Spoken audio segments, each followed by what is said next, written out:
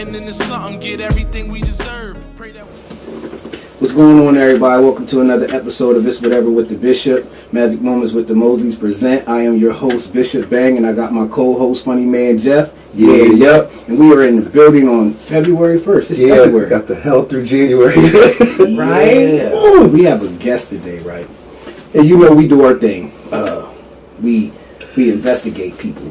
And I don't know why we just keep getting these guests that we can't find. The second one this year? Yeah, was the second this year? Yeah, we couldn't find none. He's not a social media guy at all. So, and this one, she is kind of. Right. But leaves no paper trail. She leaves no trail. No trail. All no work. trail. I'm not giving up no tape. There's nothing wrong with that. So I appreciate it. But I do know, okay, you're a Susquehanna graduate. Absolutely. 1998? I'm what I like to call a mixed breed. Oh, damn.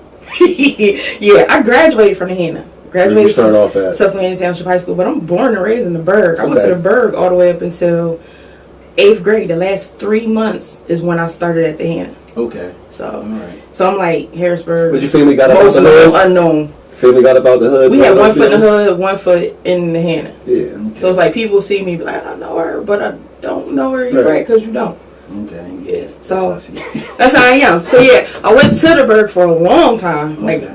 all through school up until, you know what I mean, 8th grade. Situation happened and Okay. moved to the Hannah. And you have a son, Jalen. Jalen is my Yes. bae. Yes, you have Jalen. Yes. Scrappy young man. How old is he? 16? He is 17 now. 17. Damn. We getting old, bro. Y'all just getting started. Yeah. I feel it though.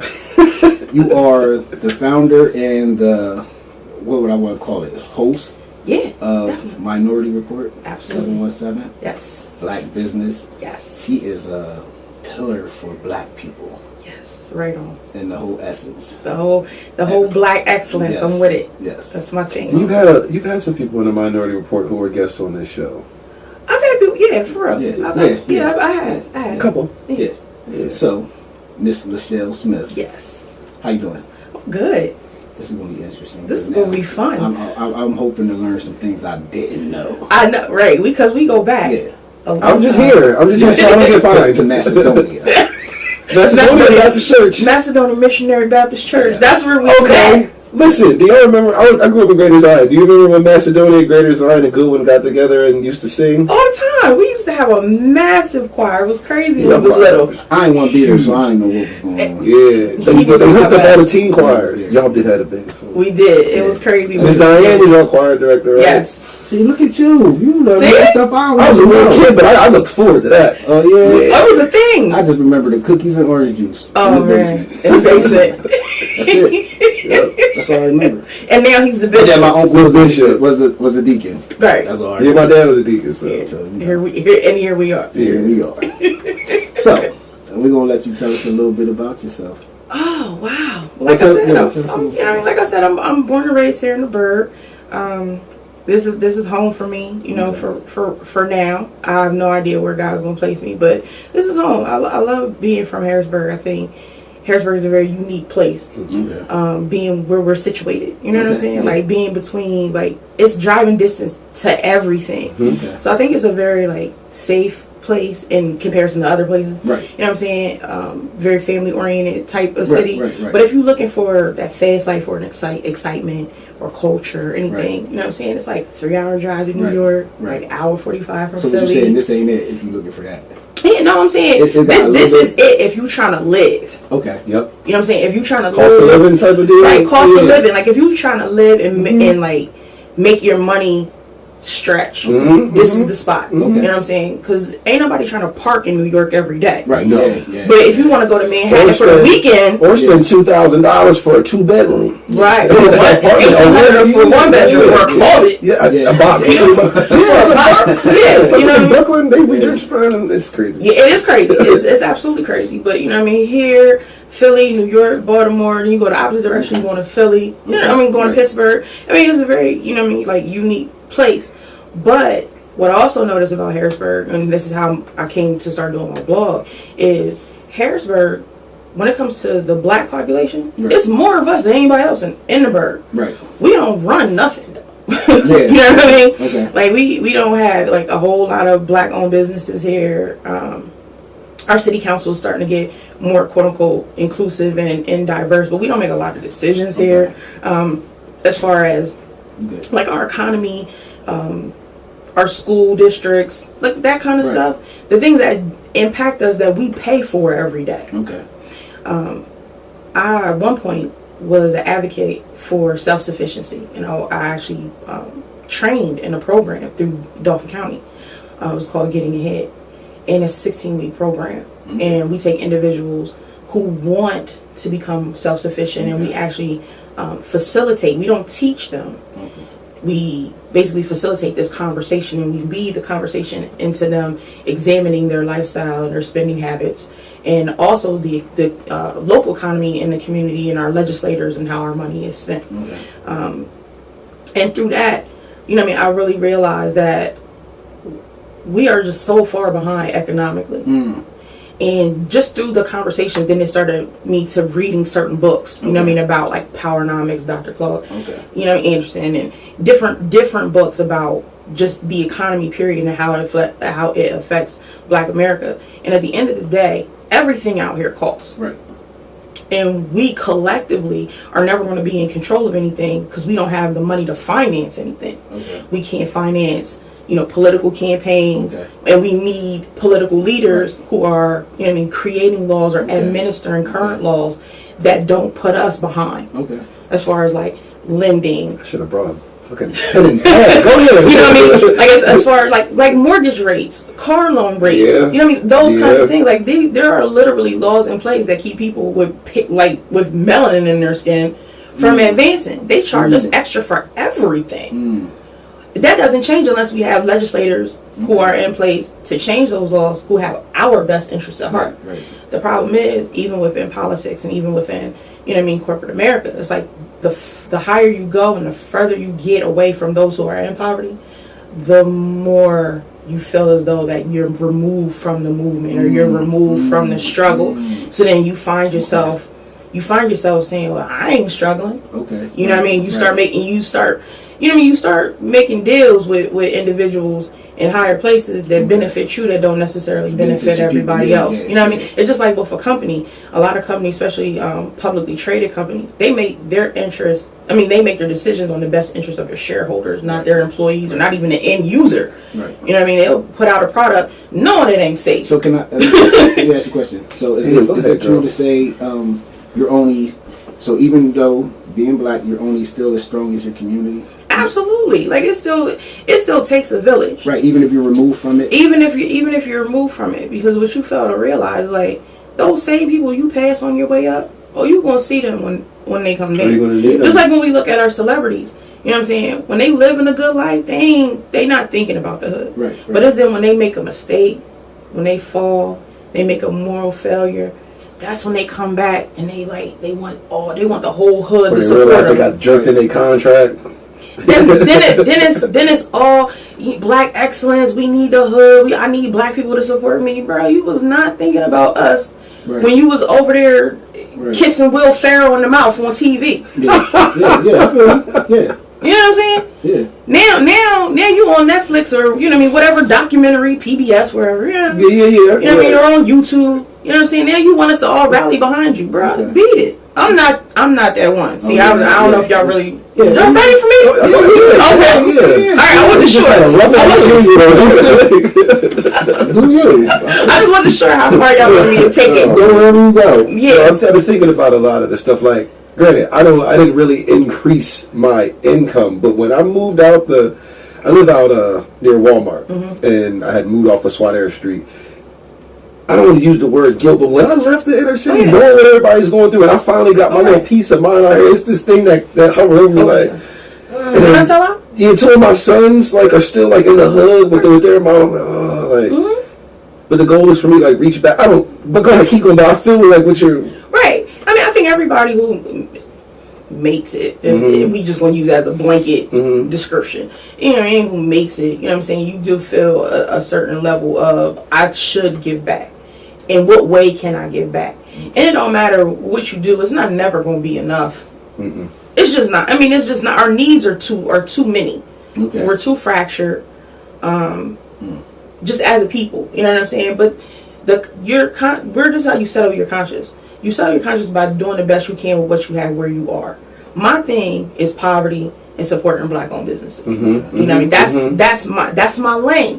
Whatever your lane is. If your lane is midget football, run that lane. You know, if your lane is cutting hair and it's like, okay, on this day at this hour I get free haircuts. If that's all you can do, you do that thing in the spirit of excellence. Did a part in a and then your part and my part and your part. Then it all, you know what I'm saying? Right. It all is all beneficial to everybody. Because I know I can't do everything. I don't know how to give people CPR.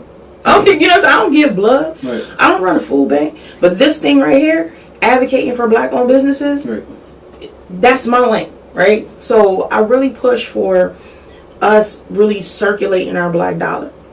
Going back to, just corporate America and politics. Because I've worked in politics. So I know where those donation dollars go, where those campaign dollars go. And they're going back always to they're going back to fund legislation that says cops don't need body armor, or they don't need cameras, dash cams, body cams, none of that. Right. You know what I'm saying? Because they know their agenda. Because they know their agenda. They know their agenda. They already have an agenda. Right. They just need the money to fund it. Right. Gotcha. Same thing we need. Not only do we need an agenda and we need money to fund the agenda, we need basic stuff. Right. You know what I mean? Right. We need streets that don't have potholes. We need kids that can get free lunch and free breakfast. Because that was the thing that was just this week. You know what I'm saying? You got a school district right now that's not giving free nothing. Right. And for a lot of kids, because I volunteered at the Boys and Girls Club, of the day. That's their only meal of the day. My mom, she's been working for the school district since the old middle school, the old Scott, and she told me. Now they shut the school down for no reason now. Okay. But when we were growing up, like weather could drop an inch and they're shutting it down. But when we were growing up, remember like Harrisburg would never shut school down? Right. My mom said that's because that might have been that child's only meal of the day. Absolutely. That's why we had to go to school when every other school shut down. Because they got to feed them kids. Right. It's sad. It's crazy. I'm getting real comfortable. I took my earrings off and everything. It's a season for everything, and in one season of my life, I was, volunteering at the Boys and Girls Club, and it was crazy to see, little kids. I'm talking like 5, 6 years old, dragging home cardboard boxes of food. You know what I mean? That they were getting from the Boys and Girls Club, or just coming there for the day and doing activities and participating in different events and things, and whatever meal that they had, that was their only meal of the day. Like there's basic things that we need. And like a lot of our black-owned businesses are still small. They're still mom and pop levels. Right.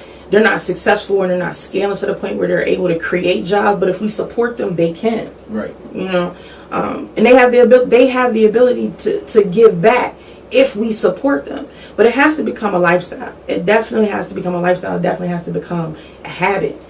So it ain't that we don't have the money to support them. Oh no, we definitely got the chips is there. The coins are coins are there. You know what I'm saying? I can look at somebody and be like, this dude got on $400 worth of clothes. Yeah. Head to toe. Yeah.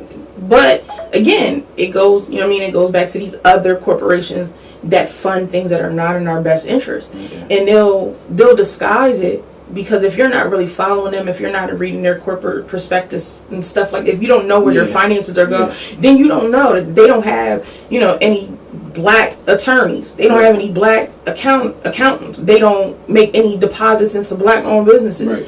But they quick to be like, oh, but we built y'all a baseball field. Or we built y'all a football field. You know what I'm saying? Or we donated helmets. You know what I'm saying? Like that kind of stuff. And it's just like, okay, on the surface, it's... And if you're not really paying attention, you feel like it's about optics. It's good for photos, right? Absolutely.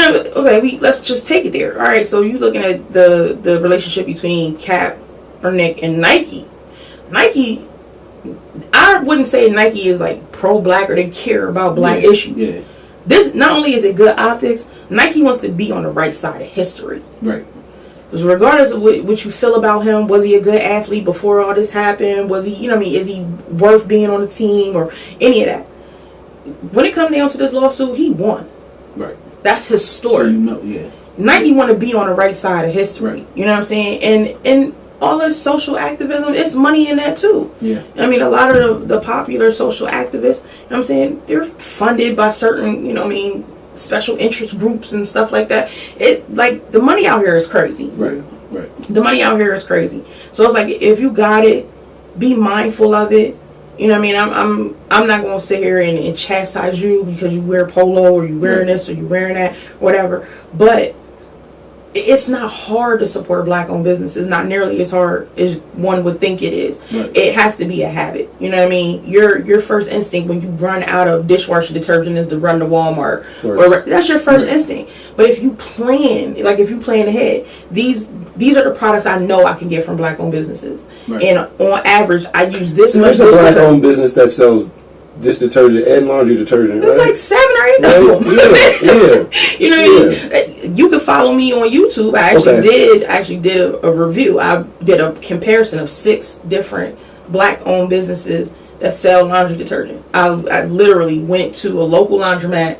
I took just plain fabric, poured barbecue sauce on them, tore them into different sheets, you know what I mean, through the sheets in different brush machines, and I tested each one, side by side comparison. And it's on my YouTube channel, you know what I mean? It's businesses out here that have your basic everyday needs. There's a black-owned business that sells condoms. And I'm not saying it's a black-owned business selling Trojans. No, this is a black-owned business who's manufacturing their own condoms, dish detergent, batteries, what's some things called? Clippers, disposable blades. There's all kinds of business out here for your everyday needs. Because I think we kind of get caught up in hair, jewelry, clothes, and it's just like, okay, if a black-owned business sells clothes and I don't like that style, I'm not going to buy it. I can't. You know what I mean? I'm not going to argue with you about that. Preference. Because you have a preference, I'm not going to argue with you about that. But if you plan ahead and say, okay, every 2 months I run out of paper towel. It's a company out here, a black-owned business that sells paper towel. So I know I can order it ahead of time. You see what I'm saying? Right. I actually did a review of a business that's not 100% black-owned, but they have a black partner. Mm-hmm. And the company's called Real Paper. It's toilet paper made out of bamboo. Okay. I mean, it's totally legit. It's nice. I mean, actually, it's like 3-ply toilet paper. It ain't thin. You know what I'm saying? It's not thin. I mean, it's legit. But yeah, you can go to their website and you can actually schedule it in advance. You can order it in advance and they'll just ship it directly to your house. You know what I mean? It's businesses that are operating on that level. That's another misconception. We undervalue our black-owned businesses and we think we can get it from them in bulk too. And you can get it from them in bulk. You know what I mean? Stuff like that. And businesses some businesses have taken a route where, you know what I mean, I don't want to do just households. Now I'm looking for contracts. Right. Contracts with schools, universities, government contracts, stuff like that. I mean, that's another route to go to, but you're toothpaste, mouthwash, you know what I mean, face cream, grooming products, all that kind of stuff.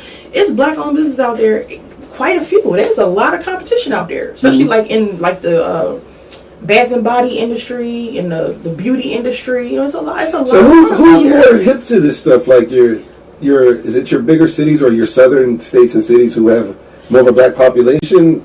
This is the thing, and this is why I love doing what I do in Harrisburg, because it isn't a lot of black-owned businesses. I feel as though that I'm the type of person that reflects those communities that don't have black-owned businesses. Okay. So if you're in Philly or you're in Atlanta, you're in Chicago, right? You're in Detroit, you wouldn't know. There's black people everywhere. You know what I'm saying? Successful. You know what I'm saying? You think you're hip. But if you live in West by God, East by Jesus, you know what I mean? You kind of feel ain't no black-owned businesses out here. So you're not going to make me feel bad for going to Walmart or going to Target. And I'm like, sis, bro, I'm not trying to make you feel bad.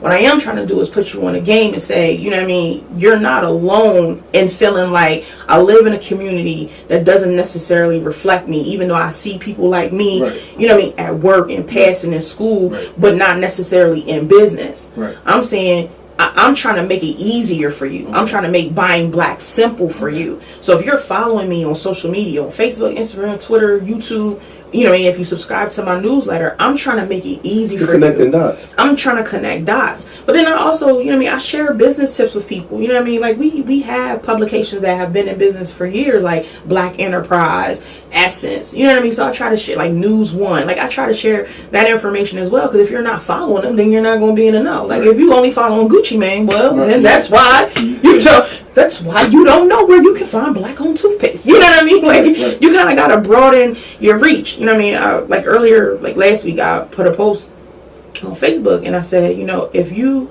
start searching for black-owned businesses, like in Google, like you Google search black-owned business, or on Facebook or whatever social media platforms you're using, you'll start to see more black-owned businesses populate your news feed. Yeah.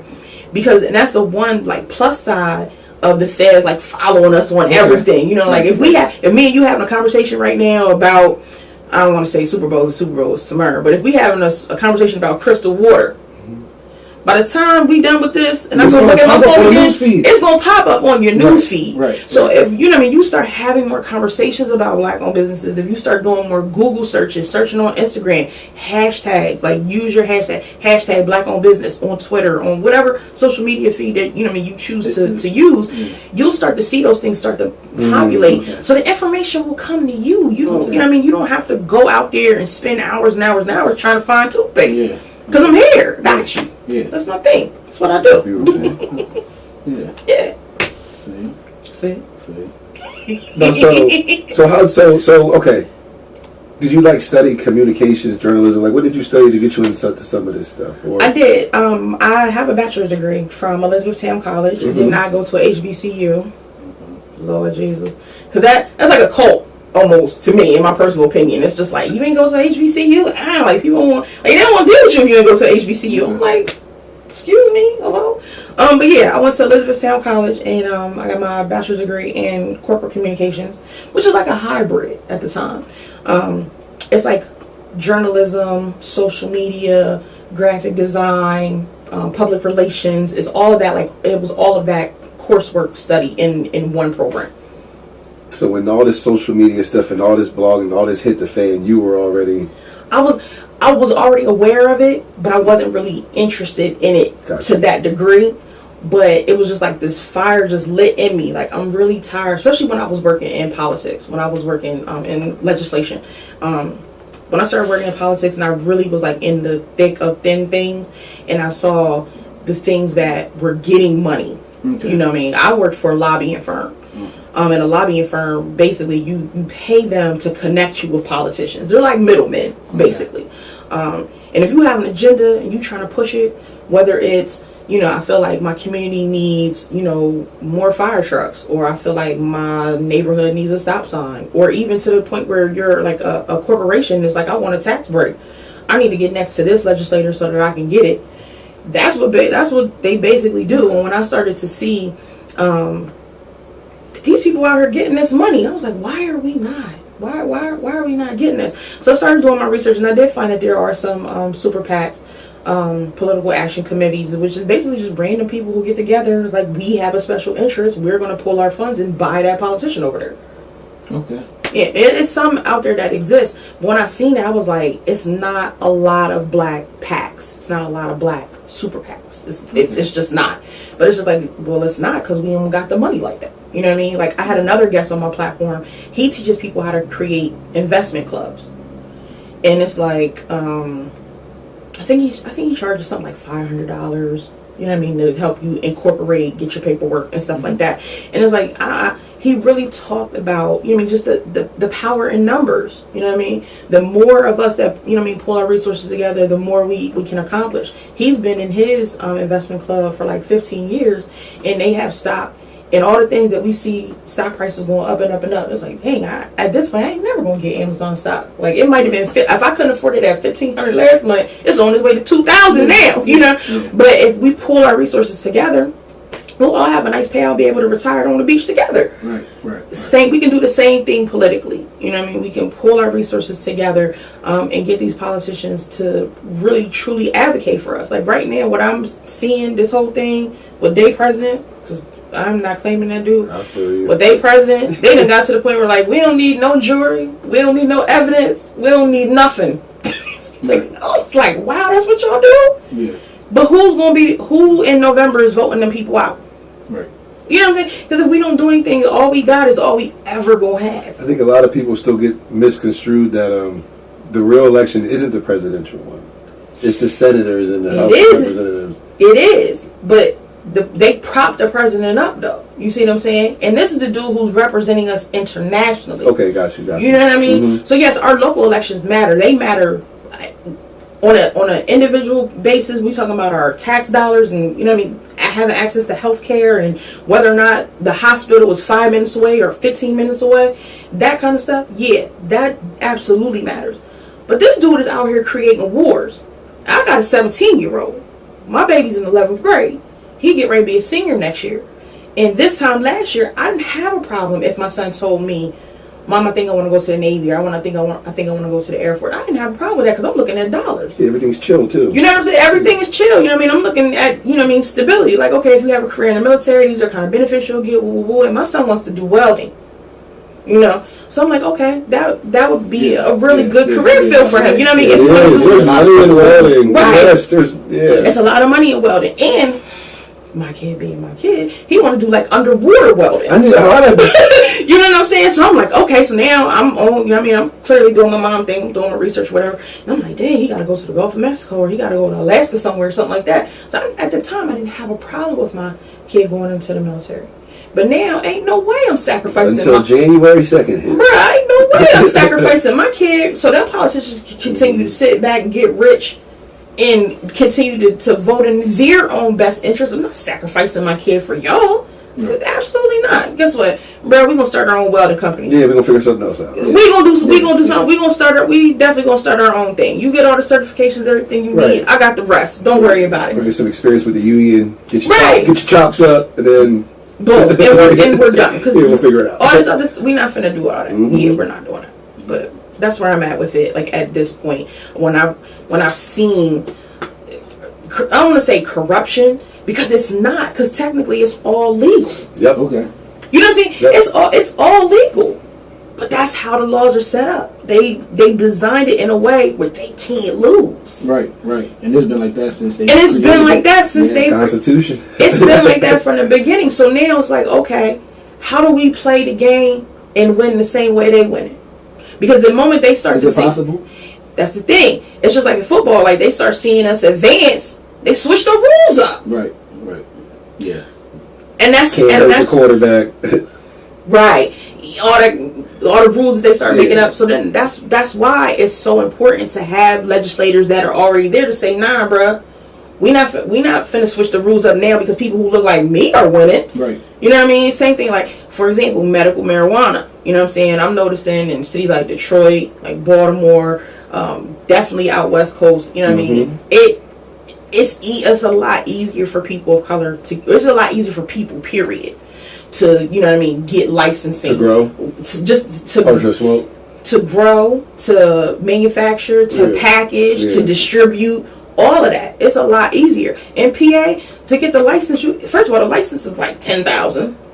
You know what I'm saying? And you got to have like $50,000 in escrow. You know why they set them numbers that high? So that people like me and you can't get in. Yeah. And then that's when you start seeing companies from other states, Florida, Texas. And they probably make it to where you can't go get the license somewhere. They treat it like liquor licenses. Yeah. Right, you can't go get it somewhere else. However, you can't go get it somewhere else, but other states can come here though. Right. So then you got people, like I said, from Florida, from Texas, from other states, they making money hand over fist. Right. Because they already got and that makes it attractive to get a license here. Because you can say, I have licensing in this state, and this state. It's crazy. The rules are definitely set up so that they win. But there's still a level of it's access. That's what it comes down to, having access. Do you think a lot of the stuff you're talking about when it comes to PA is because we're also a commonwealth? Hell yeah. You know what I mean?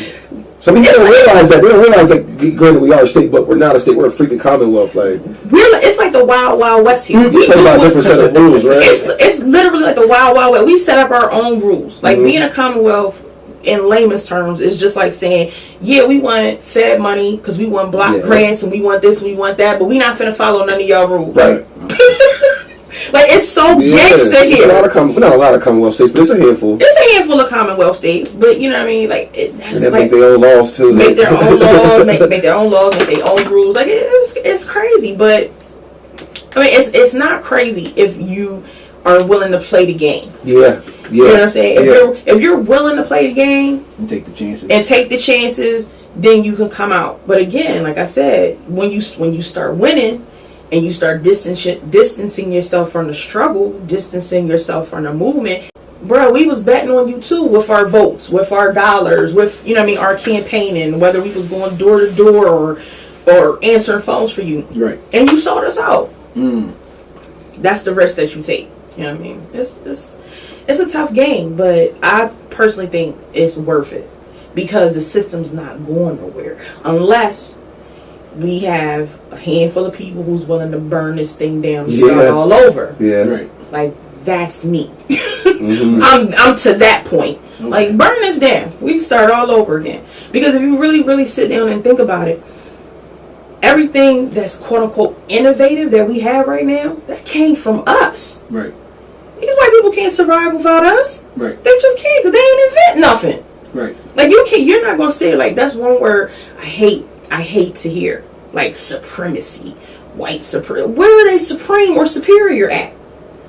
I'm not even referring to you as supreme or superior when it was my people that teach you how to wash your ass. I'm not doing that. Right. You don't know how to season your food. Y'all ain't even have enough common sense to know y'all ain't supposed to lay with y'all animals. Yeah. You know what I'm saying? Y'all the ones out here creating plagues and sicknesses and viruses and everything else for your own people. They'll kill your own people. They will. They will definitely do that. You see that, you know what I mean, just in healthcare, you see that in their voting patterns. They will kill their own people. They don't care. For them, it's not like a black or white thing. It's a class thing. It's a power thing. It's very much a power thing. It's very much a class type system. Yep. And for them, the white people who are poor are just as bad as black people. Trump don't fuck with them either. He don't. Right. He don't. But he speaks to their insecurity. Yeah. The white blue collar workers. I mean, just if we take police, for example, policing started as slave catching. You know what I'm saying? To catch slaves. So it was like the white people who were in power told the poor white people, you don't have the same kind of power we got because you don't got the same kind of money we got. Right. But what we'll do is we'll put you in a position of authority over them color people over there. That's the thing. He speaks to their fear. He speaks to their insecurity. He speaks to the thought that has been already implanted in them that all of their problems, the reason why they're poor white trash, is because of all these colored people out here. Yeah. He speaks to that, and it resonates with them, and that's why they keep voting against their own best interests. Like, bro, you already got 3 teeth. You really about to vote against having decent health care? Right. You already got diabetes and you're ready to get your foot cut off. You really gonna vote against decent health care? You really gonna vote against having access to the internet? You really gonna vote against having clean water? That's what you really gonna do? You'll vote against your best interest. You'll vote against You'll vote against your best interest because you feel as though that, you know, people are crossing the border or somebody's getting something that you feel as though that you should have. I'm in the construction field. They don't like the Latin culture. No. But the same ones that don't like them, that work for my company, my family company, those same foremen who talk that shit have been telling me over the last year and some change, they can't find good workers. As far as electricians, plumbers, you know what I mean? I've watched foremen get pissed off because their white counterparts who are working for them are fucking his job sites up. Whereas you got my guys who you a bitch about are fucking performing. Are working 10 hours, or like, you know what I mean, getting way more done in a day. And if we do have a mistake, it's an issue that can get fixed like that. Because I think what happened with the quote unquote American dream, what happened with the American dream is the American dream became entitlement. They've gotten away from work ethic. They feel like, I should be able to drive a Benz working at Walmart. Right. Like that's the mentality because we've been telling ourselves generation after generation after generation that you're entitled to the American dream. You're entitled to what you work for. Right. Period. Now I'm not one that's quote unquote for immigration or whatever. I'm for coming to this country the right way. However, what I'm not for is y'all making all these obstacles for you to get here the right way. That's what I'm not for. Like, that's ridiculous. Right. You know what I mean? Like, the cost of an immigration attorney in the waiting list, and you gotta have 10 family members that already live here, and all that old crazy stuff. When first of all, France and Italy and all that, and on top of that, they sent the worst of the worst here. Yeah. Like when they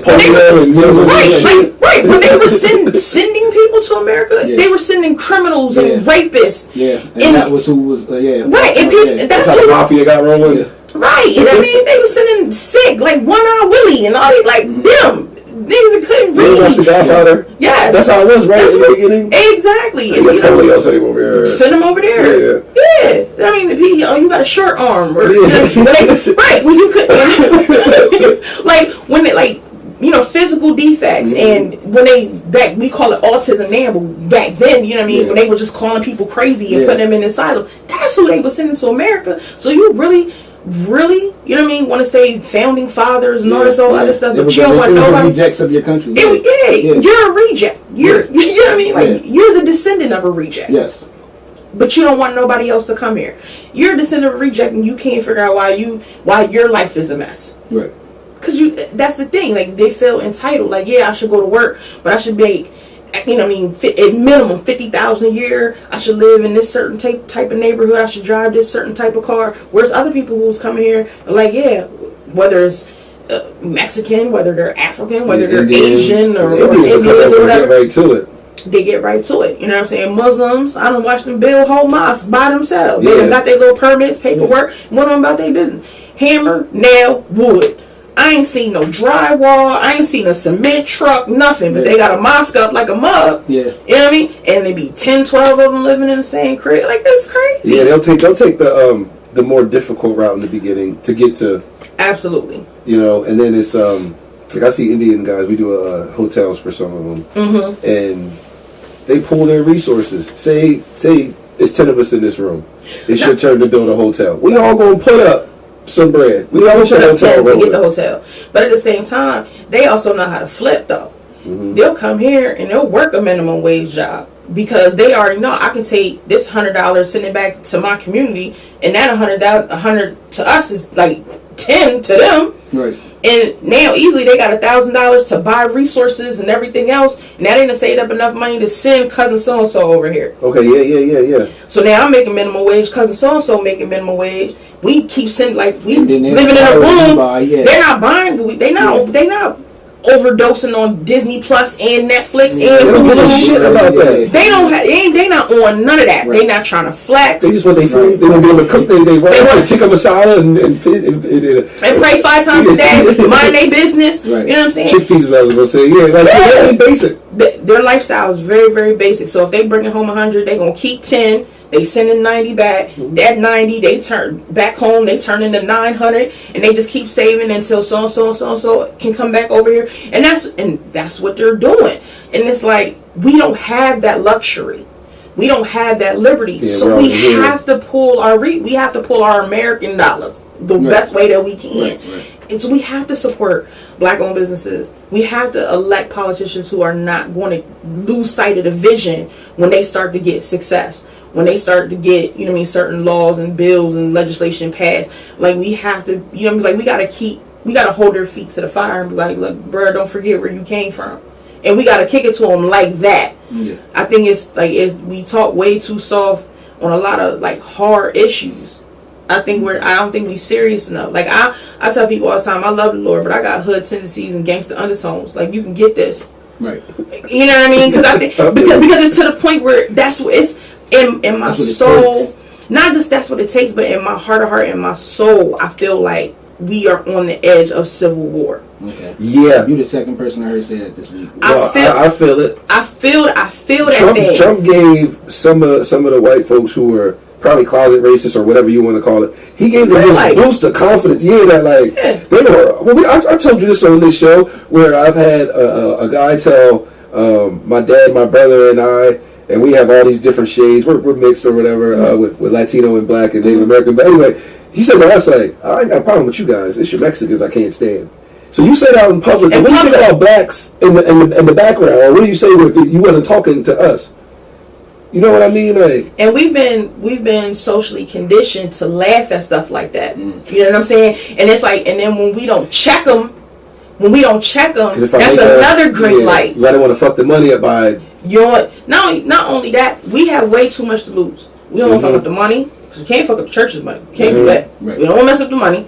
And nobody wants to put their liberty and their life on the line. For somebody's for something that somebody just said. Yeah. So it's like, okay, I'm going to let that slide for now, but trust and believe me, my aim is on point. Yeah. Right. So you come knocking on my door with that, it's definitely going to be a problem. I'll leave bodies piled up on the porch so y'all know this is not where y'all want to come with that craziness. Right. But I really, in my heart of heart, I really feel like we are on the cusp of civil war. So my question, even with sometimes I that might be necessary. Oh yeah, it is necessary. It's something Kind of do for 1 second. It's something when I say by that, it needs to be torn down. It's built on. It's built on blacks being 3/5 of the man still. Yeah, so not just that, but it's just like, if you know, because we're from this area, so you know, you ever drive through Lancaster, and I'll never forget the one time I actually seen a whole field on fire. Like I seen it in a movie before, but I had never seen it in person. Okay. And then one night I'm driving through, and I actually seen a field on fire, and I remember, learning and being told that, like, it's certain times when you gotta scorch the earth and basically start all over again. I could see that to a certain degree we need that, because they're not taking any accountability for mass incarceration. They're not taking any accountability for the drug trade. They're not taking any accountability for the preschool to prison pipeline. They're not taking any accountability for how black men are treated in this country. Because now this is another thing, and I know sisters is not trying to hear it. I understand, like right now you look on social media and whatnot, and black women is killing it. Yeah, we said that a lot last year. And it's cool, and I don't have a problem with it, because clearly I'm a woman, you know what I mean? But I know when it comes down to the come down, and it comes down to this civil war, like, I need my black men. I need somebody that's going to be out here, like, on these front lines to make sure I'm safe. Yeah. To make sure that I'm safe. So I can't put myself in a position where I know logically that these white men are giving black women all of these opportunities to spite y'all. I know that. Right. I see it. For me, it's blatant and it's very, very obvious. Willie Lynch. It's very, very obvious. You know what I mean? Like,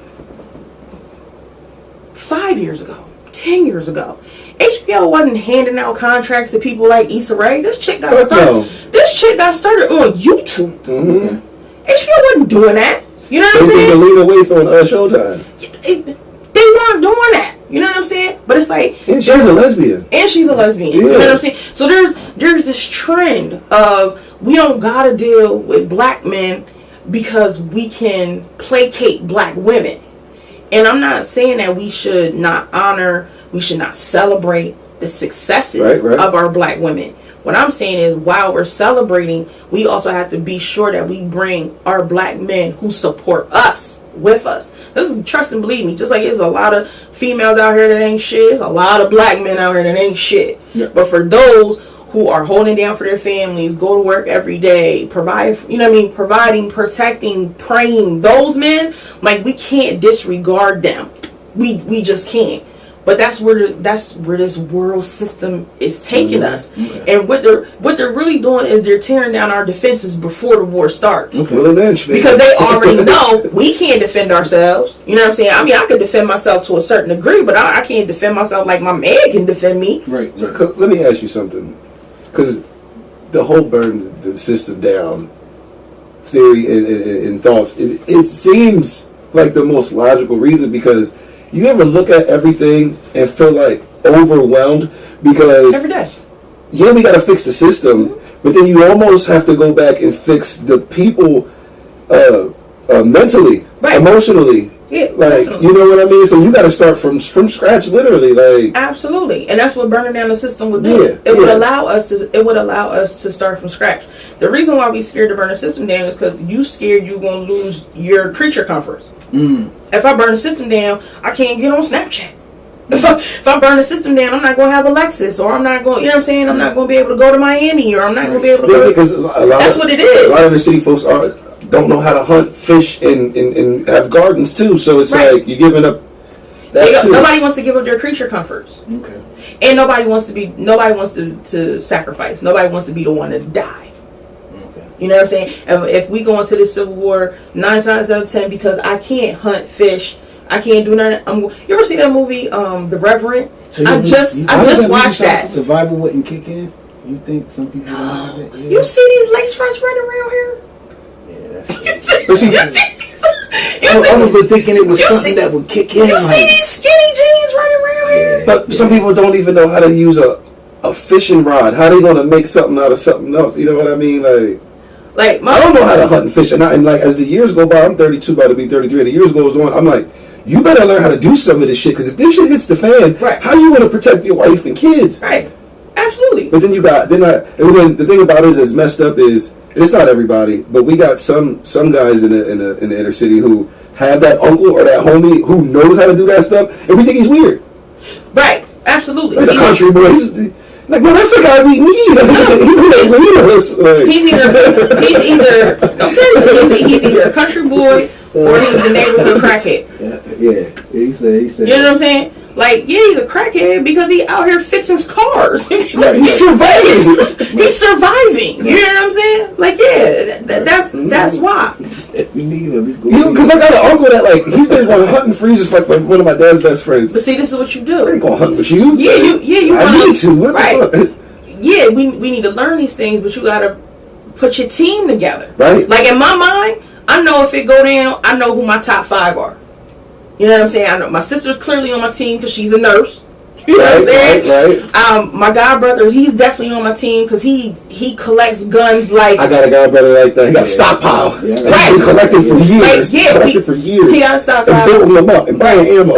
I got one of my brothers. I got a couple brothers, but one is definitely on the team because he got that carpentry skill. Yeah. You see what I'm saying? My son's on my team just by genetics and he's mine. Yeah, you know what I'm saying? He's cuffed. By default. He's cuffed, you know what I'm saying, by default. And then probably my dad, you know, because he has a leadership type. He has a leadership quality. You know what I'm saying? He'd be the one that when we start panicking, he gonna come out with the you know the coach motivating speech. Right. Like, nah, we need to pull it together. We can get this fish. Right, you know what I'm saying? He's got that. But that would be my team. You know what I'm saying? Like, I know I can't do it. Like I said, I don't know CPR.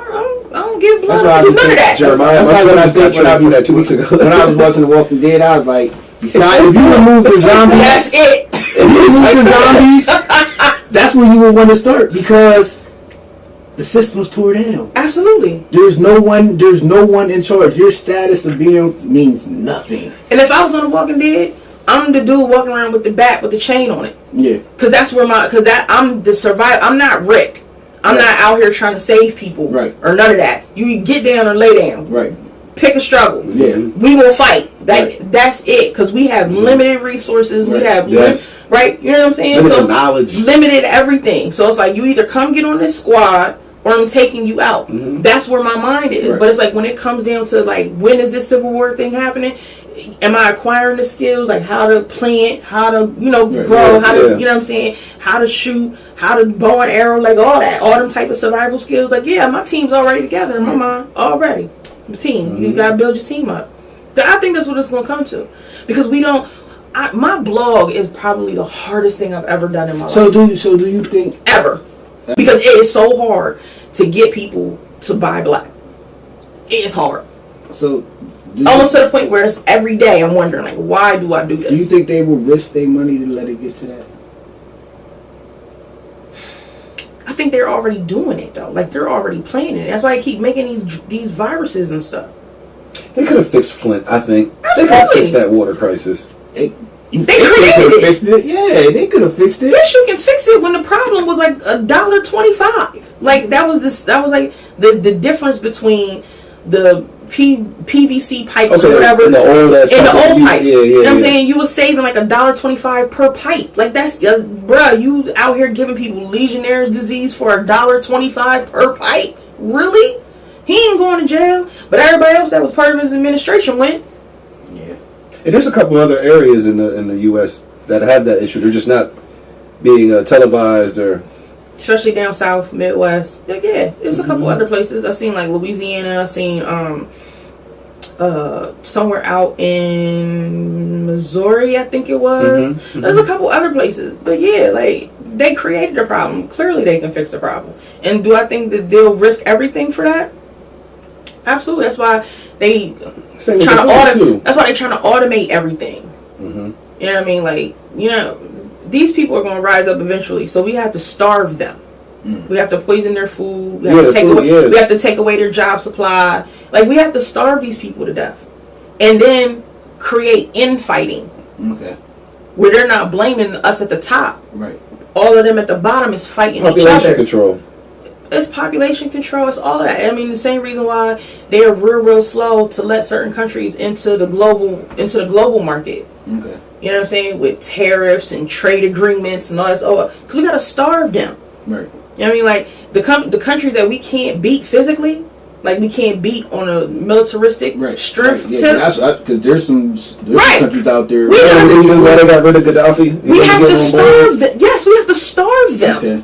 That's the mind. Like they're already doing it. Their leaders wear suits and march in the army and get their hands dirty. So right. You know them people are powerhouses. So, exactly. Yeah, we get them that way. And they're not afraid to die for what they believe in. Like they will blow themselves up. All that. They're not afraid to die. Most black women don't work out because they don't get their hair messed up. We're not finna die for this. Right. Which to me, I'm not gonna say sounds crazy, but I question that because we built this. Why not die for it? Do some of them know that they built it? I think some people don't know their history. Yeah, there's a gap. Like I'm 32, so with as much knowledge as I have, and still feel like I don't know as much as I should. Right. It's hard for me to. It's really hard for me to believe that there's people who don't know. But I mean, anything's possible. 26 and younger, 25 and younger. I don't know what that is. Now, see, when you start talking about, I'm talking about people our age, right? Who don't know. But when you start talking about people like young people, oh yeah, they know. They don't know. Right. They don't know. Some of it the school's fault. Like these kids don't get books. I get pissed that there's. They don't know. They really don't. I mean, I have a cousin that's a millennial. Like we on the cusp of being millennials. Like we in between. Right. I have a cousin who's a true millennial, and I tell them all the time, I hate millennials. They are such little assholes. My son, my 13-year-old. They're such little assholes. I got some shit to teach you, man. Because they really, they are the receivers of all of the sacrifice. Right. And they're so far removed from the struggle because when we was kids and we was coming up, the thing was our parents didn't want us to struggle like they struggled, so they gave us everything. You know what I'm saying? Even though I grew up quote unquote middle class, however, it was like 7, 8 kids in a house. So that easily puts you in poverty. Yeah. You know what I'm saying? Yeah. Like regardless of what kind of job my mom and my dad had and the kind of money that they made as a gang of kids, because I came from a blended family. Okay. You know what I'm saying? So my mom came in with kids, my dad came in. Brady Bunch situation? It was a Brady Bunch type situation. Then my mom and dad got divorced, and then my dad, you know what I'm saying, he married someone else and she had kids. Oh shit. And we all grew up together. And still, to this day, we don't refer to each other as like step brother or sister. We don't do that. That's something they gave. That came from them. Yeah, I always say I don't know. that. We don't do that. Yeah. You know what I'm saying? We are brothers and sisters, period. You know what I mean? Still to this day, we grown, got kids of our own, all of that. Yeah. So, but, you know, when we were coming up, you know what I mean, with so many of us in the house, you know what I'm saying? Like, that's easily like a poverty type, you know what I mean, situation. But they still, like, we still had Sega Genesis. Yep. We had GameCube. We had Nintendo Power Pad. We had Atari. We had it. We had all that. We still went to King's Dominion or Great Adventures every summer. Right. Like we still had things. You know what I'm saying? But now these kids now, I don't understand the logic of a parent giving a 6-year-old an iPhone. I don't understand. My kid today, 17, his cell phone is with me because I pay for it. It's mine. You know what I'm saying? Like I bought it for him for Christmas, and that was his first cell phone. He didn't get a cell phone until just this December. I didn't get one until my senior year of high school. I graduated in 05. Right? Like for real. My son, 13. He had granted, I got with his mom when he was 9. So there's certain things I couldn't do by yourself. Yeah, I can't really say too much. Yeah, but I still like, bro, you got an iPhone. If it was up to me, my kid would have a flip phone. Yeah, like you need to start in the dark ages before you know what I mean? Yeah. That's how But these be a kid. Be a kid. Be a Go outside. Like, we got him a bike. Well, his grandparents got him a bike, whatever. Yeah, be a kid. We used to be out on our bikes all fucking day. All the time. He gets on his bike. He goes like 2 laps around the block and he's home already. I'm like, bro, what are you doing back? No, you couldn't pay me to come back. When I was a kid, let's get a glass of water. Go outside and stay outside. Yeah. You couldn't even come back in the crib unless you had to go to the bathroom. Yeah, unless it was dinner time or something like. And wherever you ventured off to, you had to be back before the street lights and all that. But these kids, they're so far removed from the struggle, and they claim everything as theirs. Like, yeah, we got iPhones and we got Snapchat and we got this and we got that. And it's just like, I do, because this bill is kicking my ass. Yeah, because they'll be like you didn't, but you're reaping the benefits. I see what you're saying. Yeah. You know what I'm saying? Like, you didn't your generation hasn't created anything. Yeah. You haven't created nothing. They never had to get on AIM. Yeah. No, they never had dial-up. Yeah. Right. You ain't had a little man, the AOL man, and if your mom or dad had to get on the phone, you had to get the off the internet. internet. Yeah, no, they don't know the Or struggle. my dad would get pissed if he's missing a business call because we was on the damn internet. On the internet. Yeah, that forced him to get a cell phone. Like, yeah. And my dad had the cell phone that was in the Bible case. Right. Just use it. Yeah.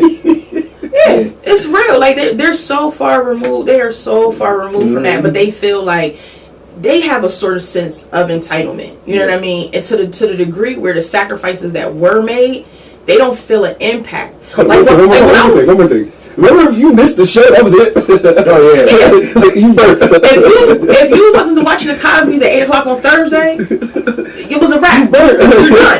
You had to listen to your friends talk about it on Friday. Yeah, because you couldn't see the reruns to the summertime. Exactly. You know what I'm saying?